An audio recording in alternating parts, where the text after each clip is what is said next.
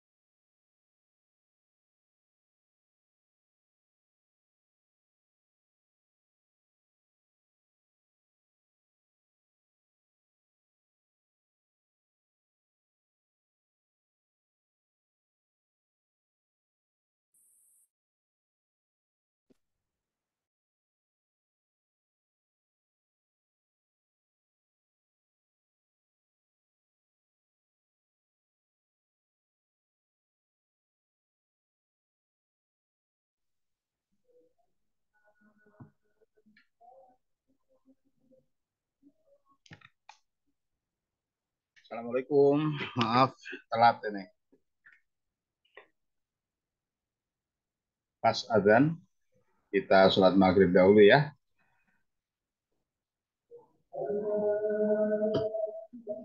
Baik, Mbak.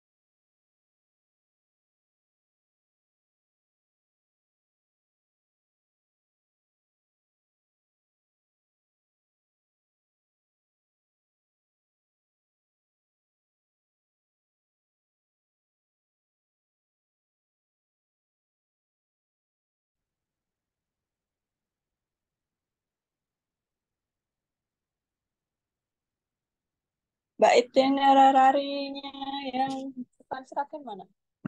Bisa nggak ada? Ini awas tutupin Mbak HP. Lihat masih cowok.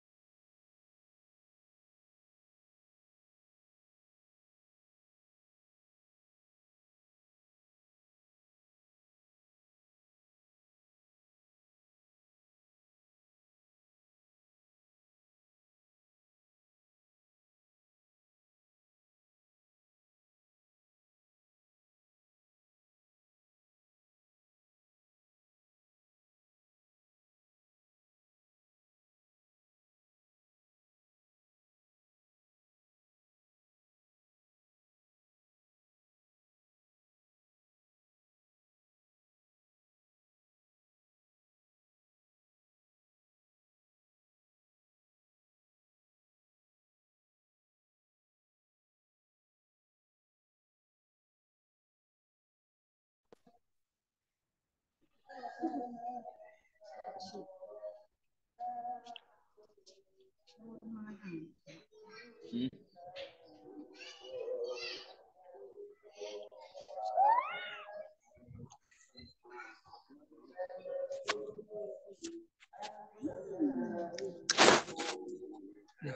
Ngantuk na.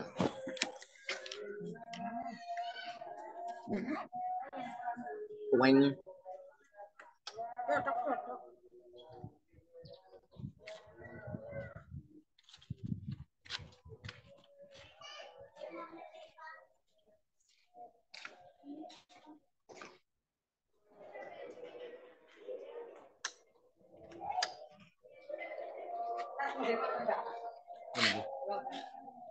Nah, saling jauh laptop.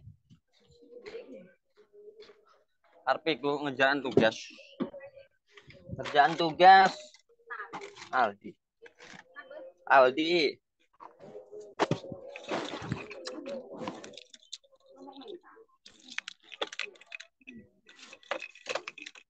Ada vaksin di mana? Minggu.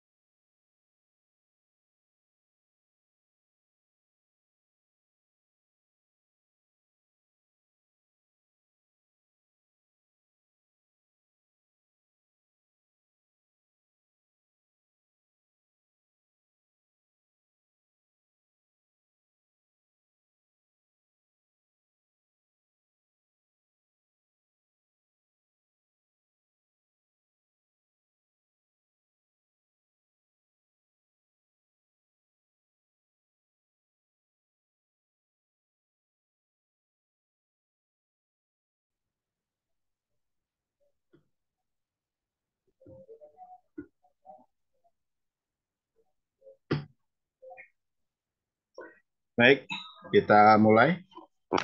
Bismillahirrahmanirrahim. Assalamualaikum warahmatullahi wabarakatuh.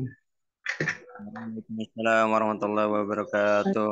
Assalamualaikum warahmatullahi wabarakatuh. Alhamdulillahirrabbilalamin. Assalatu wassalamu ala asyrafil anbiya wal mursalin.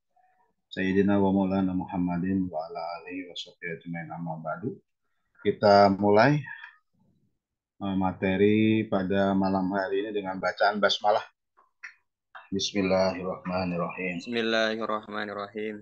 Baik, kita akan mulai untuk pembahasan kompilasi hukum Islam syariah secara teks, ya, tekstual, sebagaimana termasuk saya berharap teman-teman sudah ada punya ya bukunya, ada banyak pilihan. Yang penting tentang kompilasi hukum ekonomi syariah, di mana kompilasi hukum syariah ini berdasarkan perma, ya, peraturan Mahkamah Agung, menjadi salah satu referensi pokok, ya, untuk dasar putusan atau penetapan hakim agama di pengadilan agama dalam persoalan sengketa ekonomi syariah.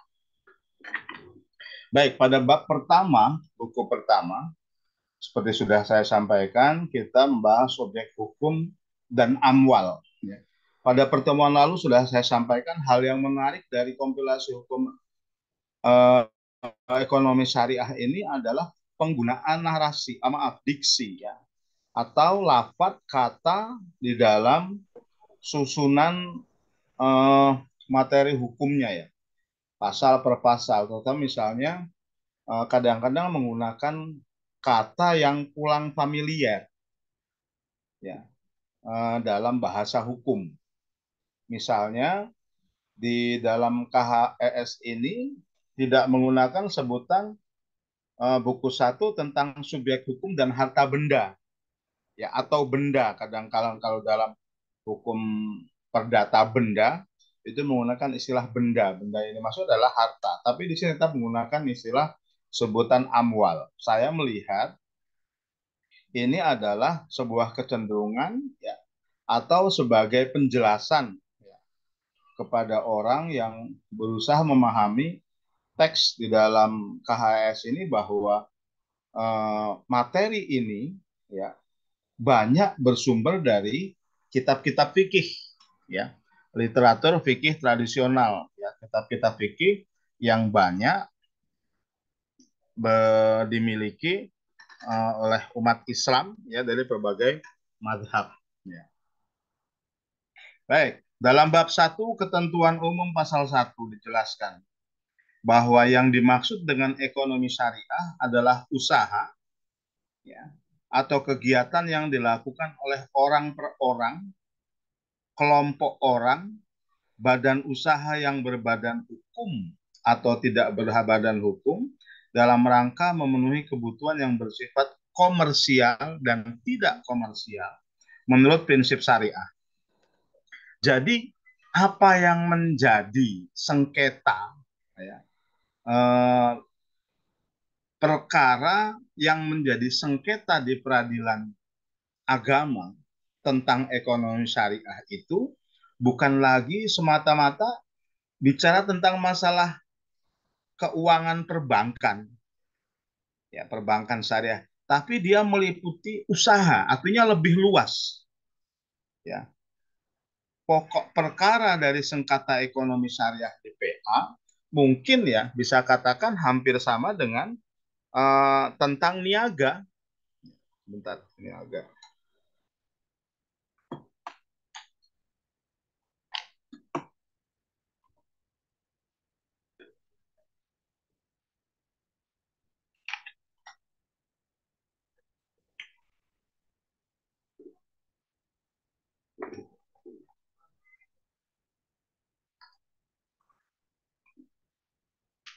Jadi pada pengadilan tata niaga. Tapi kalau dari dalam hal ini ternyata istilah sengketa ekonomi syariah itu luas sekali. Yang orang sering pahami adalah bahwa sengketa ini hanya pada persoalan keuangan perbankan. Ternyata lebih dari itu. mencakup kegiatan bisnis, transaksi ekonomi, ya, dan transaksi keuangan perbankan syariah dan non perbankan syariah. Itu satu. Kemudian yang kedua, ekonomi syariah di sini adalah segala macam bentuk kegiatan tadi yang dimiliki oleh orang per orang, individu. Ya. Usaha orang per orang. Artinya apa? Orang bisa menerapkan dalam usahanya, usaha yang dimiliki, misalnya saja warung atau toko kelontong atau apa yang menerapkan prinsip syariah.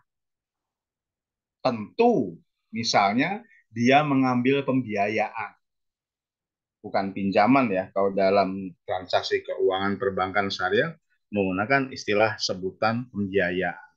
Jadi artinya kalau misalnya kita punya usaha, kemudian kita mengajukan pembiayaan, murabahah atau ijarah mumtayah dengan perbankan syariah keuangan, ataupun kita melakukan syirkah ya dengan usaha atau kegiatan ekonomi bisnis yang lain. Ya. Kemudian selain orang per orang, kelompok orang. Artinya apa? Syirkah di sini bisa melibatkan 1, 2, 3 orang. Misalnya apa? Misalnya kita punya bisnis klinik bersama syariah misalnya, di mana di situ orang per orang menjalin kerjasama kemitraan, ya, apakah dengan menggunakan syirkah inan, ya, apakah dengan menggunakan syirkah iwat. Jadi misalnya ada yang di situ, ada yang modalnya cuma mengikut sertakan karena popularitasnya, namanya dicantumkan. Meskipun dia tidak praktek di situ, tapi karena dia punya nilai jual, ya, sudah dikenal oleh masyarakat bahwa dia dokter yang bagus misalnya ya, maka dia masuk dalam jajaran nama meskipun dia tidak melakukan praktek di situ, ya. Itu dia menggunakan sirkah penyertaannya dengan popularitas dia atau badan usaha yang berbadan hukum, ya, badan usaha yang berbadan hukum. Jadi yang berdasar misalnya ada izin macam-macam, ataupun yang badan usaha yang tidak berbadan hukum. Nah, kan bisa saja ditemukan ya. Misalnya ada lembaga amil zakat ya di masjid. Tiba-tiba tata kelolanya kurang bagus. Ya. Ada warga nuntut, bisa saja itu dilakukan. Ya. Dan yang menarik adalah bahwa kegiatan usaha ekonomi yang berdasar prinsip syariah ini ada memiliki dua sifat yang berbeda. Satu yang bersifat komersial dan yang bersifat tidak komersial. Jadi entitas bisnis, ya, entitas transaksi ekonomi atau entitas transaksi keuangan itu ada yang bersifat komersial dan tidak komersial dan itu diadopsi, ya, dianggap bagian dari kegiatan ekonomi syariah. Ya. Bukunya ya halaman pertama itu pasal 1. Ya. Bab 1 ketentuan umum masih yang pertama. Ya. Ya. Oh iya, beberapa daerah masih baru masuk maghrib ya. Oke, silahkan yang mau sholat. Jadi bagaimana sih bentuk-bentuk usaha ekonomi syariah atau kegiatan ekonomi syariah yang komersial? Ya jelas kalau itu komersial yang mendatangkan laba, yang ada profit keuntungan. Banyak lah ya. Kalau misalnya ya usaha jual beli, usaha rental, ya multi level marketing yang berbasis syariah, ya. Banyak. Dan yang menarik adalah bahwa masuk dalam kategori usaha ekonomi syariah adalah bersifat tidak komersial. Ya. Jadi dalam kegiatan ekonomi syariah itu tidak semuanya melulu berbasis pada profit. Harus senantiasa berorientasi pada laba. Bisnis tidak semuanya berorientasi pada laba. Kok ada? Bisa. Misalnya apa? Baitul mal. Ya. Baitul mal wat tamwil itu karena ada tambahan tamwilnya, maka dia bergerak pada usaha yang bersifat komersial. Tapi malnya tidak komersial. Baitul mal itu entitasnya yang sama adalah lasis, las, ziswaf, ya. Kemudian kegiatan-kegiatan lain yang sifatnya filantropis, ya. Jadi memang yang bersifat nirlaba dan itu diakui. Artinya apa? Bisa saja sengketa ekonomi syariah itu terjadi ada dalam tata kelola zakat. Ya. Kadang-kadang kan di antara kita hanya karena itu adalah uang filantropis, ya, jadi uang sodako, infak, ya, dan memang yang harus habis memang digunakan untuk asnaf 8, maka pengelolaannya tidak profesional, nggak bisa. Ya. Dalam kegiatan tata kelola bisnis, ya, yang bersifat tidak komersial pun berlaku prinsip-prinsip manajemen syariah, transparansi, ya, kemudian amanah, akuntabel, profesional, itu tetap. Jadi nggak boleh semaunya sendiri. Administrasinya betul, ya. Penghimpunannya dari mana jelas, pelaporannya jelas, akuntansinya jelas. Padahal dia tidak bersifat komersial, tapi tuntutannya sama. Jadi sebetulnya ranah bisnis, ya, ranah usaha atau kegiatan ekonomi syariah secara prinsip itu adalah ibadah. Yang komersial dan yang tidak komersial. Dua-duanya tuntutannya adalah ibadah. Bahkan untuk yang tidak komersial, pada prinsipnya kan zakat, infak, sodako itu memang dibagikan habis kepada asnaf 8. Tapi mengelolanya nggak boleh semaunya sendiri. Bahkan kalau bisa pengelolaannya itu bisa mengembangkan modal asal sehingga menjadi bertambah, dan bahkan tuntutannya adalah tadi awalnya bisa memberikan kepada mustahik, maka harus bisa menjadikan mustahik menjadi muzaki. Jadi sifatnya bahwa dalam usaha ekonomi syariah yang bersifat non komersial itu bisa berkelanjutan. Ya. Jadi tidak berhenti pada pinjaman yang bersifat konsumtif, ya, pengelolaan yang bersifat konsumtif, bahwa zakat, infak, sodakoh pun bisa dikelola secara produktif. Ya. Ada yang produktif tradisional, ada yang produktif, modern. Ya, ini penting sekali. Itu ada penjelasan ini. Tapi yang harus eh, rekan-rekan mau saya ketahui adalah bahwa ekonomi syariah yang menjadi objek hukum di sini luas sifatnya. Kemudian yang kedua, subjek hukum adalah orang perorangan, persekutuan, atau badan usaha yang berbadan hukum atau tidak berbadan hukum yang memiliki kecakapan hukum untuk mendukung hak dan kewajiban. Ya.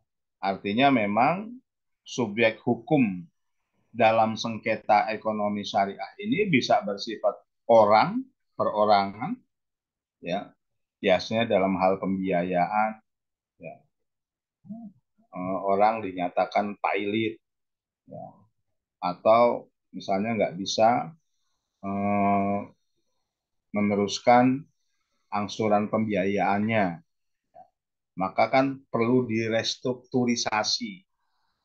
Ya, itu nanti ada kebijakannya. Atau persekutuan, persekutuan artinya kan tadi saya katakan ya usaha kemitraan, ya. Kemudian badan usaha yang berbadan hukum atau tidak berbadan hukum, ya. Karena memang keterangan tidak berbadan hukum apa berarti dia ilegal? Tidak juga, ya.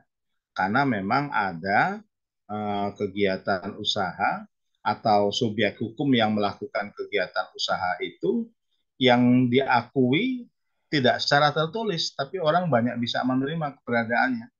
Ya lembaga amil itu, ya, yang biasanya muncul secara insidental.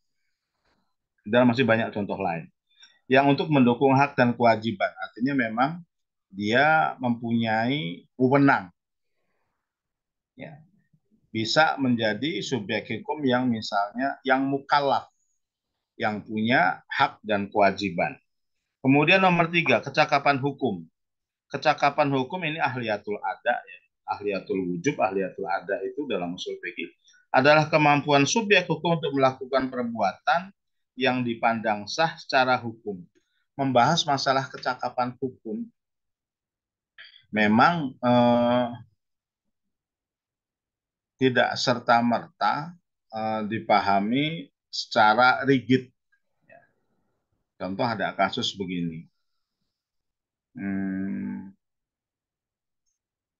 Di sekolah, ya, biasanya itu ada banyak penjual jajanan. Nah, kalau terjadi transaksi jual beli antara para pedagang penjajah makan jajanan tadi dengan murid-murid sekolah SD misalnya. Kalau SMA kan jelas sudah mukallaf semua, ya. Tapi kalau SD, ya, apa Anda bisa hukumi tidak sah transaksinya? Kalau ada anak SD kelas 2 bisa usianya baru 8 tahun membeli cilor, ya, itu gimana? Kira-kira yang berlaku apa sih? Kalau melihat pada ketentuan tentang kecakapan hukum di sini, bahwa subjek hukum dalam hal ini anak tidak sah untuk melakukan transaksi. Ya. Makanya yang berkembang di situ adalah adat kebiasaan, hal yang berlaku umum. Tapi ini sebetulnya ya harusnya bisa ditata. Artinya apa? Pihak sekolah, ya, yang ketempatan menjadi majelis di mana ada transaksi di situ harusnya bisa memberikan perlindungan hukum. Ya. Artinya apa? Di situ ada wakalah, meskipun secara de facto anak-anak yang beli, ya, itu tidak sah. Ya. Ini saya memang agak sedikit gagap menerangkan persoalan ini ketika ditanyakan, dan itu memang faktanya terjadi. Bahkan tidak hanya di sekolah ya. Ada kadang-kadang orang tua minta anaknya untuk belanja. Kalau anaknya sudah akil balik, sudah ngerti, nggak masalah. Ya. Artinya orang dewasa mewakilkan kepada yang tidak sah secara hukum. Kan terbalik gitu. Harusnya yang belum akil balik itu minta tolong kepada yang akil balik, itu kan namanya al-muallah kan.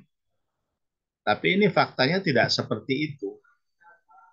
Maka saya melihat bahwa transaksi yang terjadi dalam kasus-kasus yang saya sebutkan itu yang memang menjadi adat kebiasaan yang hidup di tengah masyarakat. Ya. Sama misalnya dengan bayi al-mu'apoh, di mana ya paling banyak sekali ya di Swalaya, di Alfamart, Indomaret, supermarket itu kan transaksinya kan bayi mu'atoh semuanya. Ya, Anda hanya ambil barang, kemudian Anda bayar. Artinya di situ tidak berlaku transaksi yang bersifat tradisional yang umum, ada tawar-menawar, kemudian ada ya ijab kabul, kan tidak semuanya bayar muatak, kita ini serahkan barangnya, dihitung kasir, bayar kayak gitu. Sama juga seperti kita masuk jalan tol, kan nggak pernah ada transaksi, semuanya itu menggunakan al-mu'atoh. Nah, dari itu, dan itu yang bisa diterima oleh umum, ya, selama tidak terjadi yang namanya muamalah itu kan bersifat, saya katakan pada pertemuan dahulu, dia memang kan mutlakoh, bebas, ya. Sama kalau misalnya transaksi jual beli antara anak itu memang berlaku umum di situ, artinya kalaupun ada kecurangan, tindakan manipulatif, ya adat yang berlaku di situ yang akan menghukum itu otomatis. Ya. Misalnya begini, kok ada anak membeli cilor misalnya, atau membeli papeda, biasanya umumnya harganya 1.000, si anak bawa uang 2.000, harusnya kembali 1.000 atau mendapatkan 2 papeda. Tapi ini tidak. Artinya apa yang saya sampaikan? Di situ kan ada kedudukan yang tidak adil. Bahwa sebetulnya dalam transaksi jual beli itu ada kesetaraan. Ya. Yang satu anak kecil yang memang tidak sah melakukan perbuatan hukum, artinya cenderung manipulatif. Jadi sebetulnya kecakapan hukum antara dua pihak dalam itu diarahkan supaya tidak terjadi tindakan manipulatif, supaya timbul apa yang namanya keadilan. Ya. Makanya di awal saya tekankan bahwa usaha ekonomi syariah yang bersifat komersial maupun tidak komersial itu mengandung muatan ibadah. Maka dalam kasus yang ini, yang tadi misalnya dalam masalah subyek hukum, di mana pedagang misalnya dia melakukan tindakan manipulatif ya, terhadap orang yang tidak tidak cakap melakukan hukum, dia akan kena sanksi. Ya. Bahkan sanksi itu tidak bersifat duniawi semata, diani bahkan. Ya. Jadi bersifat akhirat, dosa. Makanya, dan ini memang kadang-kadang yang menjadi kendala di kalangan masyarakat kita. Ya. Jadi kadang-kadang kita yang berusaha untuk berdagang, berusaha, berekonomi, berbisnis yang halalan dan thayyiban seringkali dimanfaatkan. Karena faktanya tidak semua orang yang melakukan transaksi bisnis, ekonomi, atau keuangan syariah itu ya, amanah. Ya. Jadi kadang-kadang memang ada orang yang sejak awal niatnya melakukan usaha itu untuk menipu.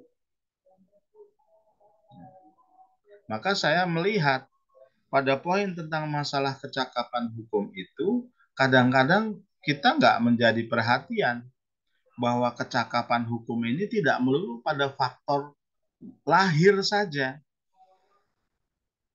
Dalam transaksi antara anak kecil dengan orang dewasa, di mana orang dewasa yang sudah jelas transaksi itu tidak sah,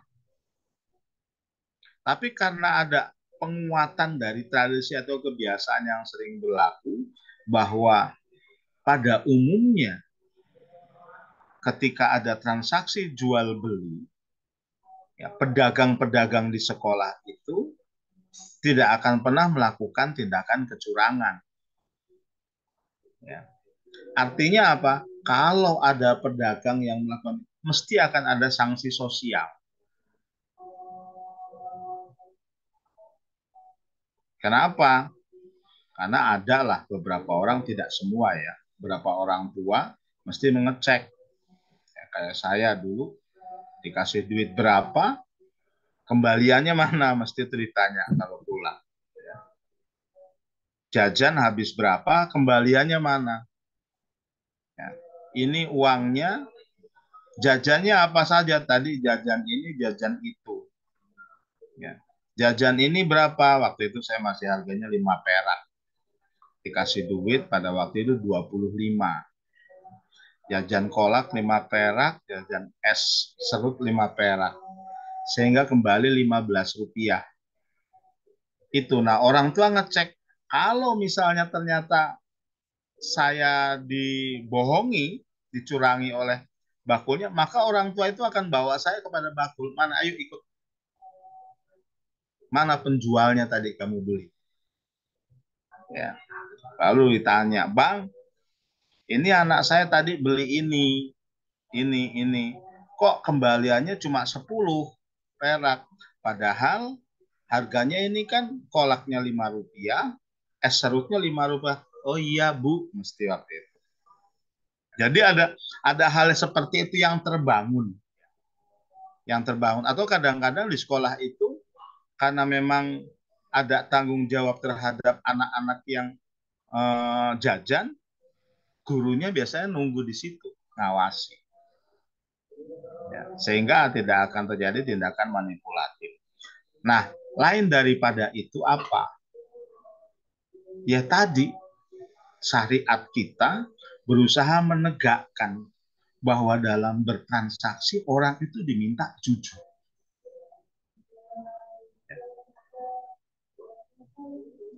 Karena muatannya orang berdagang, ya, orang melakukan bisnis, itu adalah bagian dari ibadah. Hanya saja memang orang-orang yang berpikiran sekuler, artinya orang yang memisahkan bisnis is bisnis, agama adalah agama, memilah sama dengan orang yang memahami ilmu bahwa ilmu itu berdiri sendiri. Agama itu nggak berkaitan dengan ilmu, itu kan sekuler ya. Sama, orang yang misalnya mengatakan bisnis nggak ada kaitannya dengan agama, itu makanya salah. Makanya konsumsi KHS ini, atau secara garis besar lagi, usaha, kegiatan, transaksi ekonomi, bisnis, ataupun keuangan yang berdasarkan syariah, itu hanya menjadi komoditas orang yang memang meyakini syariah. Meskipun prakteknya banyak ya, di Malaysia ya, kalau di sini saya belum lihat terlalu besar. Orang-orang yang non-muslim malah menyertakan modalnya di kegiatan usaha syariah. Banyak itu pengusaha-pengusaha lebih mempercayakan uangnya, apakah dimudarobahkan atau dimusyarakahkan atau hanya wadiah di bank-bank syariah. Karena masalah trust.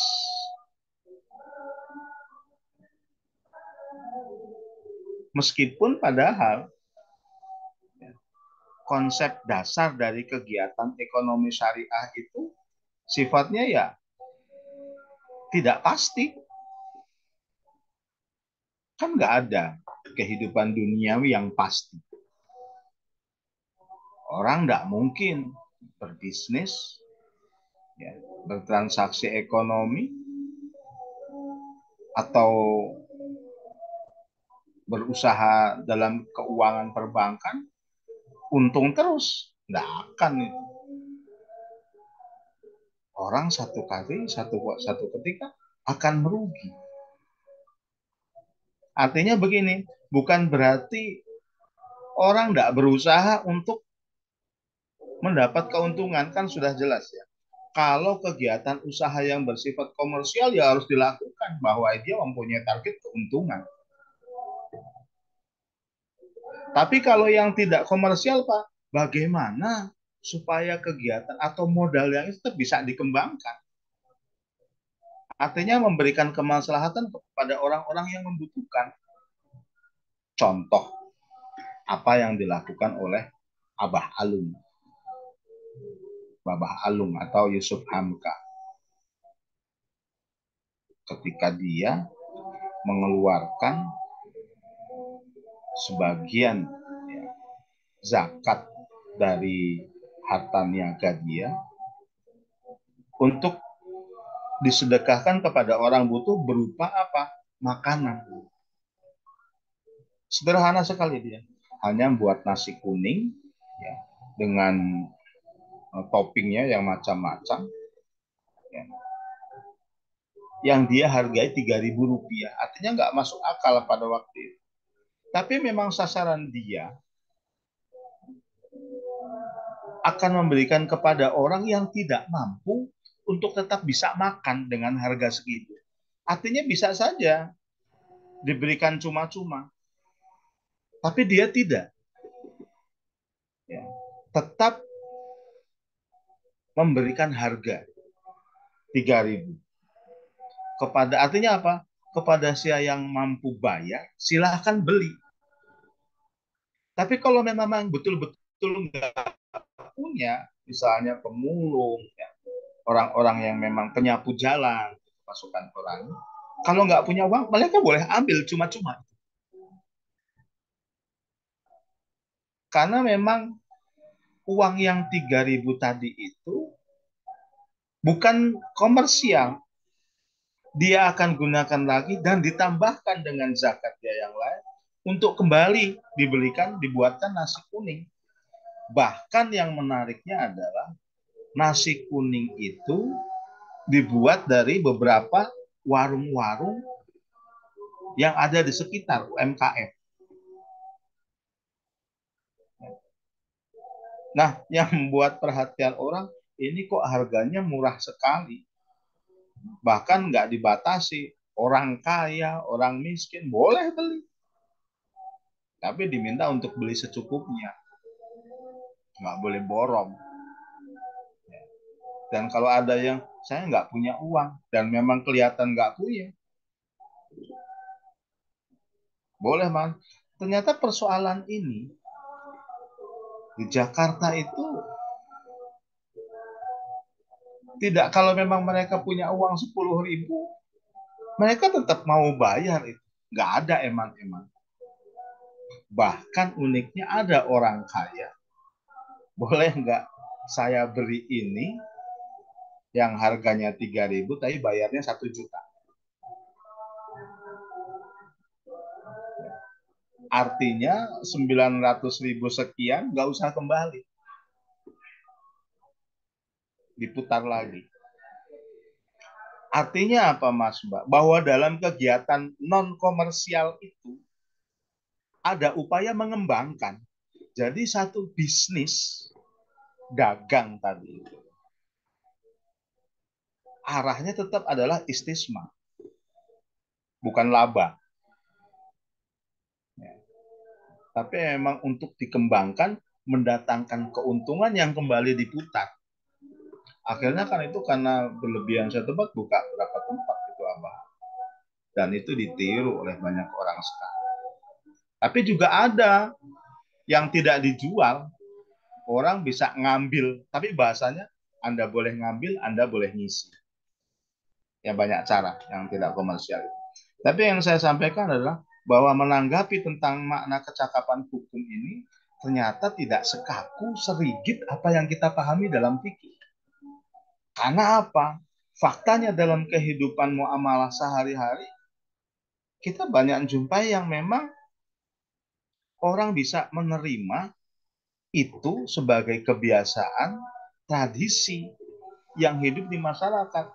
Bukan mungkin tidak mengabaikan ini ya, ketentuan hukum ini ya. Kecakapan hukum ini tak penting, ya satu hal yang bersifat normatif dan pokok dalam kegiatan transaksi. Tapi yang saya sodorkan kepada kalian semua tadi itu contoh-contoh fakta real yang hidup di masyarakat kita. Dan itu bisa diterima. Nah, ketambahan lagi akan semakin jelas masalah kecakapan umum ketika masuk pada nomor 4, pasal 1 nomor 4. Anak adalah, tadi bicara anak. Anak adalah seseorang yang berada di bawah umur 18 tahun yang dipandang belum cakap melakukan perbuatan hukum atau belum pernah menikah ya, kasusnya seperti Gibran kemarin ya. Ini. Jadi kadang-kadang peraturan perundangan ini lucu. Ya. Boleh calon jadi capres, ya usianya tidak sampai 40 tahun, tetap syaratnya 40 tahun, atau sama. Ini menarik. Yang dimaksud dengan anak adalah orang yang usianya berada di bawah umur 18 tahun. 18 tahun ke bawah itu namanya anak. Jadi kalau misalnya di antara kalian semua usianya masih di bawah 18 tahun, itu adalah anak. Bahkan kalau di dalam undang-undang perkawinan, bukan 18, berapa? Yang terbaru. Ada yang tahu berapa? Undang-undang perkawinan kita, KHI, EUP, setelah perubahan. Kalau sebelumnya itu laki-laki 19, perempuan 16, kemudian berubah. Laki-laki 21 bukan? Salah. Salah. 21 itu maunya. Kalau saya pernah melihat keinginan ya, beberapa orang, terutama Kementerian Wanita, pengennya 21, tapi tidak disepakati oleh para ahli hukum bahwa usia yang dikatakan boleh menikah itu adalah 19 tahun. Baik laki maupun perempuan, yang dinaikkan adalah perempuan. Kalau dulu 16 tahun perempuan boleh nikah. Artinya nikah bagaimana? Tanpa dispensasi. Jadi begini, kalau usia Anda 19 tahun, yang laki-laki, yang perempuan 19 tahun, boleh menikah di KUA. Tapi kalau misalnya usia laki-lakinya 19 tahun, perempuannya masih 17 tahun, ke KUA mesti ditolak. Karena dianggap yang perempuan usia 17 itu masih anak-anak. Meskipun sudah balik. Tapi pengertian anak dalam hukum, kalau UUP, ya perkawinan, itu 19 disamakan sekarang. Yang laki-lakinya tidak dinaikkan menjadi 21. Maunya. Ada dulu beberapa usulan, terutama Kementerian Perempuan, Anak dan Perempuan, ya Komnas itu, Komnas Perempuan dan Anak itu menghendaki laki-laki 21. Anggapannya idealnya laki-laki dikatakan matang, dewasa, usia 21 tahun. Tapi tidak, disepakati 19 semuanya. Artinya apa? Kalau ada perempuan 17 tahun, laki-lakinya 19 tahun, maka tidak ditolak itu pernikahan. Kecuali walinya mengajukan dispensasi ke PA.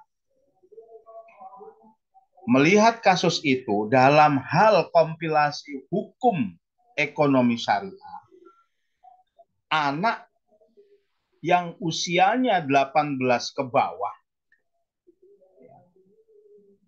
18 ke bawah dari 15, 16, 17, 18 tidak sah melakukan transaksi ekonomi, bisnis, dan keuangan syariah. Jadi kalau misalnya padahal Anda lihat faktanya gimana? Kan banyak di tengah masyarakat kita itu orang-orang kaya baru apa sebutannya? Rich. Rich apa itu? Ya. Yang usianya masih SMP, 13 tahun banyak yang sudah kaya karena dia menjadi YouTuber. Ya. Karena dia menjadi gamer atau banyak sekali ya yang saya lihat ya tidak sedikit juga yang lakukan transaksi jual beli online. Dia berdagang apa? Jadi sebetulnya faktanya usia ini bisa membatalkan tadi kegiatan bisnis transaksi ekonomi dari pandangan syariat. Tapi itu jarang menjadi perhatian kita itu. Orang berpikir anak SMA jualan ya online usianya masih 16 tahun, 17 tahun, cakap melakukan itu. Bahkan ada yang bisa mendapat pinjaman bank. Ya. Kalau anak 17 tahun udah bisa ya buat SIM ya. Udah ya. Udah setahu saya. Tapi padahal kalau ngacu undang-undang, dia masih dalam kategori anak. Tentu saya tidak tahu kalau pembuatan SIM memang banyak yang melanggar lah. Kalau pembuatan SIM kan masalah emosi, kejiwaan. Dianggap kalau usia 13 tahun belum disetujui SIM-nya ya karena masih labil. Kadang-kadang suka trek-trekan atau padahal ya usia yang 21 tahun juga belum tentu nggak doyan trek-trekan ya kan seperti itu. Tapi yang dalam hal ini kemudian ataunya belum pernah menikah artinya kalau ada orang di bawah 18 tahun usianya sudah pernah menikah dianggap cakap melakukan perbuatan hukum. Jadi kalau di sini misalnya Mbak Atika sudah nikah, umurnya baru 17 tahun, misal raketok gitu eluwe kok itulas dari wajahnya Mbak Atika. Misalnya sudah menikah, masih 17 tahun, cakap hukum dia. Meskipun usianya di bawah 18, tapi karena sudah menikah, kan sama dengan putusan MK kemarin tentang calon capres dan cawapres. Ya. Usianya minimal 40 tahun atau pernah menjadi atau pernah sedang aktif menjadi kepala daerah. Artinya yang 40 tahun tadi gugur oleh orang yang usianya belum sampai mencapai 40 tapi sudah pernah menjadi kepala daerah. Sama dengan KHS ini. Ya.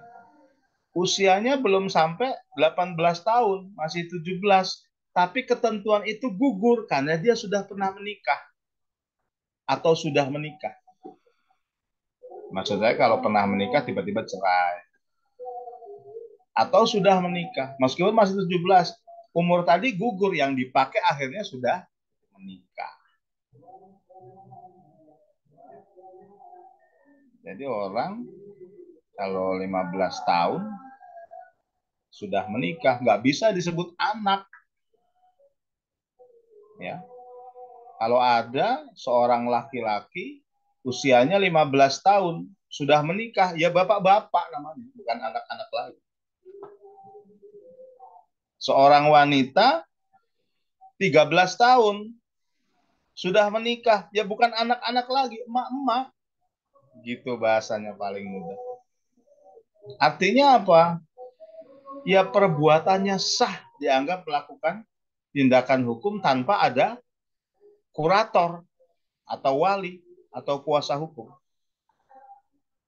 Ini penting yang harus banyak dipahami. Dan itu selain apa namanya yang saya sebutkan tadi tentang masalah kecakapan hukum, bandingannya mungkin menjadi berbeda ya. Kasusnya menjadi berbeda. Andai kata tiba-tiba persoalan ini dibawa ke pengadilan. Kalau yang tadi kasus anak kecil ketika ada manipulasi biasanya bisa diselesaikan secara kekeluargaan. Tapi kalau yang kasus ini melakukan tindakan hukum, ya, kemudian dia masih berusia 15 tahun, sekarang udah nggak ada sih ya yang jual online live itu lewat TikTok kan sudah ditutup sih ya. Itu kan banyak sekali orang yang kaya mendadak, ya. Karena apa? Tapi saya pernah menjumpai itu anak SMP karena pinter main game, dia bisa jual gamenya itu sampai 2 juta. Karena sudah sampai pada level berapa gitu. Misalnya main Mobile Legends sampai level berapa, dijual 2 juta. Orang mau beli.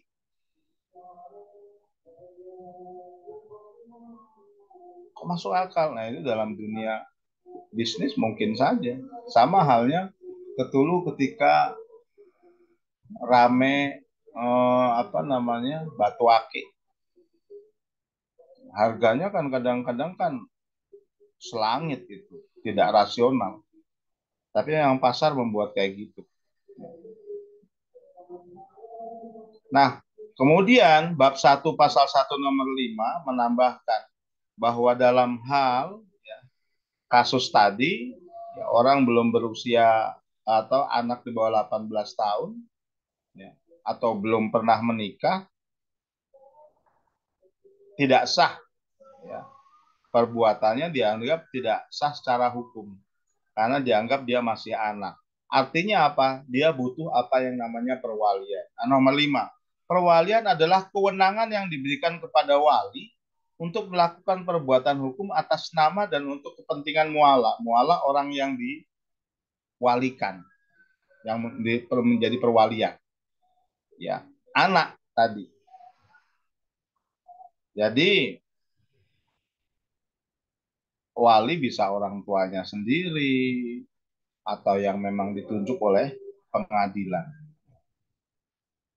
Muala adalah orang yang diwalikan, seseorang yang belum cakap melakukan perbuatan hukum, berarti anak ya, yang berusia 18 tahun ke bawah, atau badan usaha yang dinyatakan taflis, menggunakan istilah taflis, tapi umumnya pailit, bangkrut, berdasarkan putusan pengadilan yang telah memperoleh kekuatan hukum tetap. Nah, ini yang menjadi perhatian kita, bahwa muala, orang yang dikuasakan, orang yang diwalikan, ya, yang belum melakukan, yang 18 tahun ke bawah tadi, anak yang memang belum cakap melakukan perbuatan itu. Dan badan hukum yang dinyatakan, badan usaha yang dinyatakan bangkrut. Nah, kebangkrutan suatu badan usaha tidak bisa dilihat karena dia nggak, misalnya kamu nggak bisa ngangsur, Ya, nggak bisa membayar uang pembiayaan yang sudah kamu terima dari bank dengan alasan usaha saya bangkrut. Nggak bisa. Ya. Bangkrutnya suatu perusahaan, pilotnya suatu perusahaan, itu bisa dinyatakan hanya oleh pengadilan. Ya. Orang nggak bisa menyatakan maaf, saya nggak bisa bayar karena usaha saya bangkrut, nggak bisa. Nah, gimana caranya? Kita ngurus ke pengadilan untuk mendapat penetapan bahwa usaha yang kita rintis ini mengalami kebangkrutan atau kepailitan. Ya. Dan itu baru betul-betul nyatakan bangkrut ketika ketetapannya sudah keluar dari pengadilan, sudah mempunyai ketetapan hukum. Jadi orang nggak bisa hanya menyatakan, makanya banyak sekali orang nggak paham ini tentang ini. Ya, wah usaha saya udah nggak jalan, kamu tiba-tiba, terserah, wong saya usaha saya nggak jalan, tutup, ya saya nggak bisa membayar pembiayaan yang diberikan. Ya nggak bisa, Anda berarti punya tunggakan. Nah, kalau Anda pengen mengatakan bahwa usahanya bangkrut, Anda harus ajukan pengadilan. Sehingga Anda bisa, ini loh, usaha saya sudah bangkrut. Sehingga mungkin angsuran yang harus dibayarkan nanti akan direstrukturisasi oleh bank yang melakukan, yang memberikan pembiayaan. Kemudian namanya wali atau kurator ya. Seseorang atau badan hukum yang menjadi yang ditetapkan oleh pengadilan untuk melakukan perbuatan hukum baik di dalam maupun di luar pengadilan untuk kepentingan terbaik bagi mualaf. Terbaik. Yang orang kadang-kadang jadi seseorang menjadi kurator itu bukan untuk kepentingan dirinya, tapi dia melakukan itu mewakili orang yang dikuasakan kepada dia. Orang yang tidak cakap melakukan tindakan hukum itu diwakili. Jadi kadang-kadang orang itu nggak bisa seorang kurator menentukan sendiri tanpa harus ada konfirmasi. Tetap harus konfirmasi kepada orang yang dikuasakan. Ada omong gitu. Diberitahu apa begini, begini, begini, nanti begini. Akan begini, begini, begini. Ya. Dan yang paling penting adalah kepentingan terbaik. Tidak ada tindakan manipulatif. Jangan seperti makelar. Ngomong ke penjual A, ngomong ke pembeli B. Yang itu keuntungannya adalah untuk dirinya. Jadi seorang kurator itu memperantarai, tapi untuk kepentingan orang yang dia perantarai. Siapa yang menjadi kuasa dia? 8, maksudnya pengadilan di sini, nanti kalau dijumpai kata pengadilan meskipun tanpa menyebutkan agama, maka pengadilan di sini adalah pengadilan atau mahkamah syariah dalam lingkungan peradilan agama. Ya, jadi seperti pada poin 7, pada poin 6, pada poin 5, ya, hanya menggunakan istilah pengadilan. Maka yang dimaksud dengan pengadilan dalam KHS ini adalah pengadilan agama. Nah, 9, amwal. Ini menggunakan kata-kata sebutan amwal. Ya. Yang dimaksud dengan amwal adalah benda yang dapat dimiliki, dikuasai, diusahakan, dan dialihkan. Baik benda berwujud maupun tidak berwujud, baik benda yang terdaftar maupun yang tidak terdaftar, baik benda yang bergerak maupun yang tidak bergerak, dan hak yang mempunyai nilai ekonomis. Nah, kalau jenengan semua sudah mempelajari fikih muamalah maliyah, ketentuan tentang definisi amwal dalam KHES ini mengakomodir semua pendapat terkait dengan definisi amwal yang termaktub dalam literatur fikih, baik konvensional maupun kontemporer. Karena sebagaimana kita ketahui, kalau mayoritas fuqaha menyatakan bahwa yang namanya amwal itu ya meliputi a'yan, wujud realnya, ya, Hukuk, hak-hak yang melekat pada wujud real, dan manafi, manfaat. Hanya satu madhab saja yang menyatakan berbeda, menyalahi apa yang ditetapkan oleh mayoritas dengan menyatakan, yaitu madhab Hanafiyah, menyatakan bahwa yang namanya mal, ya wujud ainnya saja, wujud realnya saja, real aset. Yang namanya hak, hak yang melekat pada suatu benda, misalnya rumah. Rumahnya itu punya hak untuk ditempati. Orang yang punya rumah berhak menempati. Hak itu tidak dikategorikan harta.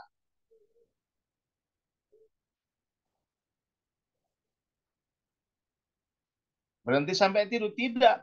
Manafik, manfaat yang melekat pada rumah tidak dikatakan harta. Kalau rumah, oke, rumah itu masuk dalam ekor benda tidak bergerak. Ambillah benda yang bergerak. Mobil.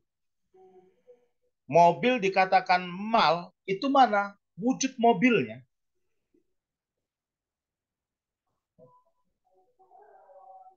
Hak yang melekat pada mobil, misalnya STNK, misalnya SIM, SIM itu pada orang, ya STNK atau apa itu bukunya BPKB, itu bukan harta. Maka orang yang dikatakan pemilik harta menurut mazhab Hanafiyah, yang megang real asetnya itu, yang megang mobil, bukan orang yang megang BPKB.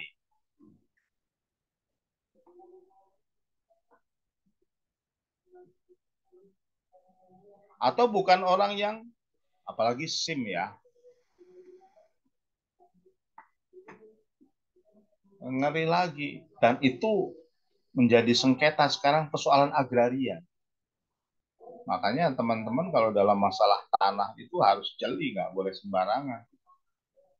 Tanah, al-uqar, benda tidak bergerak, sama seperti rumah, yang dikatakan harta, ya tanahnya itu. Mana batasnya, sampai mana patoknya, itulah yang dimiliki. Wujudnya ada, itulah hartanya. Sertifikat bukan harta. Kenapa? Artinya pendapat Hanafiyah ini itu masuk akal. Sebagai bagian dari kata, karena di antara kita kadang-kadang, maaf, misalnya kita melakukan jual beli tanah. Gampang kewae. Beli tanah karena sama-sama kenal misalnya. Ya sudah, ini tanah seluas 200 meter persegi. Dibeli deh.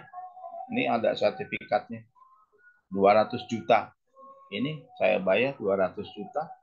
Kemudian terima sertifikat. Selesai. Itu sah tidak? Itu selesai belum? Ini tanahnya, ini sertifikatnya. Sertifikat ini tidak ada nilainya selama isinya belum ada perubahan. Tapi meskipun Anda sudah tanah itu diakui milik dengan Anda, kadang-kadang Anda dengan matoki itu saja Anda mengerjakan, maka yang mengerjakan itu lebih berhak kalau Hanafiyah. Tapi kan faktanya kita kadang-kadang enggak.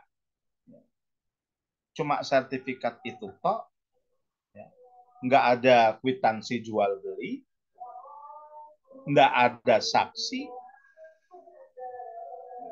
lama, saksinya meninggal, yang punya meninggal, tiba-tiba anaknya menguasai tanah. Ya kalau tanahnya kamu angkremi, kamu awasi di situ dekat. Kalau tanahnya jauh, misalnya tanahnya di Solo, kamu tinggal di Semarang. Atau teman yang di Sumatera Barat punya tanah di Semarang. Nah, Anda beli orang Semarang, nah anaknya yang punya, tiba-tiba dia bisa saja ada tindakan manipulasi, kerjasama dengan perangkat desa atau orang BPN, tiba-tiba ada sertifikat atas nama kalian. Loh, ini tanah sudah dibeli sama saya waktu sama bapak. Bapak udah meninggal. Saksinya udah nggak ada. Tapi ini sertifikatnya ada. Malah kita yang dituding merampok, mencuri. Makanya memahami konsep harta nurut Hanafiyah ini juga penting sebagai bentuk kehati-hatian bahwa real aset benda itu adalah tanahnya. Tanah itu tetap dibeli patok, dibeli pagar, kemudian dihidupkan atau diolah. Kadang-kadang kita punya tanah kan cuma hanya sekedar punya. Itu tanah kita. Tapi di situ nggak diolah. Tanah kosong. Cuma tumbuh semak belukar. Kalau di zaman Umar bin Khattab tarik itu. Hak kepemilikannya. Serahkan kepada orang yang mau ngolah. Jadi yang namanya aset, real aset, itu harus diistismar, harus diolah, harus dikembangkan. Orang nggak boleh sekedar punya. Barang kalau tidak dikembangkan, apalagi barang yang produktif sifatnya, tidak diolah, maka dia akan habis oleh zakat sebetulnya. Tapi kadang-kadang kita kan nggak berpikir ke arah situ. Kenapa? Karena kekurangan pengetahuan agama terkait dengan masalah harta dan kepemilikan. Ya. Makanya, tapi kalau pendapatnya jumhur fuqaha, dia rasional sekali, ya. Karena prinsipnya yang namanya harta itu adalah melekat di dalamnya apa yang namanya manfaat, alintifa bihi, esensi dari harta. Tapi kalau misalnya kalau Hanafiyah enggak, al-hiyazah, yumkinul hiyazah walintifa bihi indal hajah. Artinya yang penting bahwa yang namanya harta itu bisa dikuasai, bisa disimpan. Artinya memang wujud real. Contohnya gimana ya paling mudah untuk memahami? HP, yang namanya HP apa? Ya ini wujud realnya HP ini. Ya. Bukan manfaatnya HP untuk bisa berkomunikasi, itu bukan bagian harta. Menurut mazhab Hanafiyah, yang namanya harta ini adalah ini. Nah, gimana kalau harta ini, kalau HP ini nggak bisa buat komunikasi? Kalau menurut mazhab, ya bukan harta, hilang esensinya. Tapi menurut Hanafiyah tetap ini ada harta, ada nilai jualnya. Kalau saya melihat perbedaan pendapat ini hanya untuk saling menguatkan tentang masalah kepemilikan, supaya orang itu lebih aware. Saya rasa ini dahulu ya, yang bisa saya sarankan. Besok saya akan lebih detailkan lagi tentang masalah pengertian harta benda atau amwal ini. Ya, di sini ada kata-kata yang dapat dimiliki, dikuasai, diusahakan. Jadi kalau dalam KHS ini mencakup semuanya. Apa yang dinyatakan oleh jumhur fuqaha dan apa yang disampaikan oleh mazhab Hanafiyah ditambah dengan pendapat ulama kontemporer seperti Yusuf Qardawi, ya misal Ahmad Mustafa Zarko, maka menyatakan kullu ma yamilu ilaihi tabunas, segala hal ya, jadi yang menyebabkan manusia, tabiat manusia itu cenderung kepada dia untuk memiliki, apakah itu perhiasan, apakah itu perabot rumah tangga, perabot elektronik, ya, barang perniagaan, ya, hewan ternak, itu namanya harta. Jadi kalau yang kontemporer itu lebih detail. Tapi kalau yang pendapat ulama salaf itu, dia memang gambarannya tidak rinci, tapi bersifat makro. Ya, diusahakan tadi dikembangkan ya. dialihkan itu dipindahkan ke pemilikan melalui penjualan, akad ya maksud saya, atau melalui kewarisan ya, atau hibah. Nanti kita lebih detailkan lagi, nanti juga saya berharap teman-teman ini kan melompat sih ya, kalau menurut saya. Jadi belum mendapatkan materi fikih muamalah maliyah. Jadi harusnya di sini teman-teman sudah menguasai betul materi tentang banyaklah bukunya, fikih muamalah ya, atau asas-asas hukum muamalah punya Azerbaijan, banyak sekali buku itu. Hukum perdata Islam ada juga, fikih muamalah punya Hendi Suhendi banyak sekali. Untuk Anda membekali ini sehingga bisa tahu bagaimana sih pendapat fuqaha tentang harta. Makna harta, kemudian nanti kategorisasi harta. Di situ ada mal kimi, ada mal misri. Mal kimi itu mal yang memang bersifat eksklusif. Ya. Jadi memang dia diproduksi terbatas. Ya. Lain halnya dengan misli. Dia banyak ditemui keserupaan. Tapi kadang-kadang kalau dipikirkan secara tradisional, misli itu yang bisa ditakar, yang bisa ditimbang. Padahal nanti itu kalau misalnya dalam dunia industri, antara misli dan kimi bisa dikatakan kalau yang kimi itu barang yang diproduksi secara limited. Ya. Jadi harganya mahal karena barangnya tidak dibuat banyak. Misalnya dijual di outlet-outlet butik kalau baju.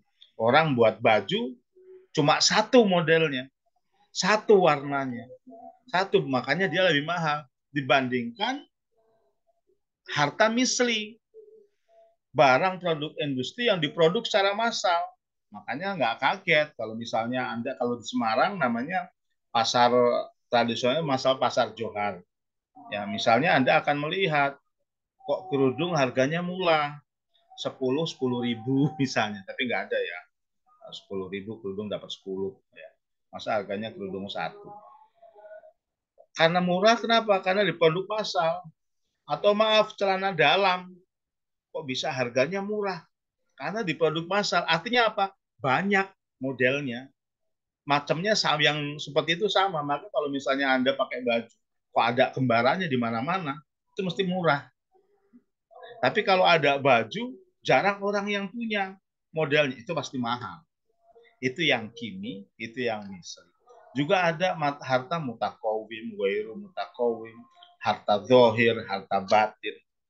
Itu bisa Anda pelajari ya sembari untuk menguatkan ya. Karena memang KHS ini materi lanjutan dari materi sebelumnya. Ada ekonomi syariah, ada fikih muamalah maliyah. Baik, saya rasa cukupkan di sini dahulu. Ya, saya minta maaf agak telat masuknya. Nanti saya lupa posting ini materinya, nanti saya akan posting. Ya, nanti silahkan untuk bisa memonitor di SIM Unisula. Kemudian ketambahannya jangan lupa tadi tambahkan materi pemahaman sudah sehingga bisa ikut ya dengan materi KHS. Demikian saya cukupkan. Ya. Tidak usah ada pertanyaan, saya sudah ambek-ambekan karena ngomong terus. Kita akhiri dengan bacaan hamdalah. Alhamdulillahirabbil alamin. Akhirul kalam. Assalamualaikum warahmatullahi wabarakatuh. Waalaikumsalam warahmatullahi wabarakatuh. Terima kasih, Pak.